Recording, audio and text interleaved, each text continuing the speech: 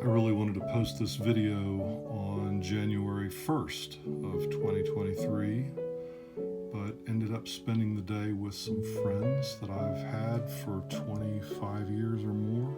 And so this kind of got put on the back burner, which is fine. It's my newest story about two loggers.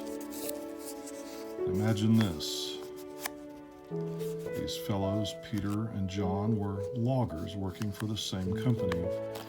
And this was before saws were invented. Can you imagine? John was a new hire and significantly younger man.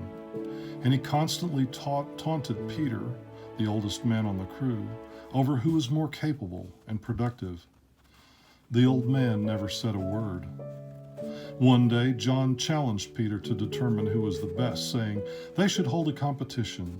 The rules were simple. Whoever produced the most wood in a day wins. The old man smiled, turned, and in silence walked away. The next morning, the men were assigned places in the forest to work. John started out enthusiastically. Peter did what he always did. After about 45 minutes, John noticed the old man's chopping stopped. This excited John. When John heard his opponent's silence, he thought, "Ha! The old man's already tired," and his cadence increased. A quarter of an hour passed. John heard his opponent chopping again. They began chopping synchronously. John was starting to feel weary when the old man's chopping stopped once again. Well, this reinvigorated John. Feeling motivated and tasting certain victory, he continued with a smile on his face. All day, every hour, the old man stopped chopping for 15 minutes. His pauses fueled John's intensity as he continued hacking away relentlessly.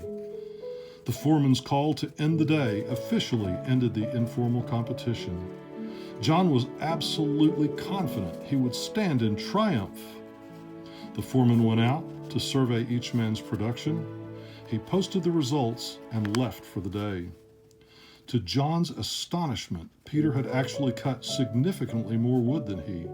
How could this happen?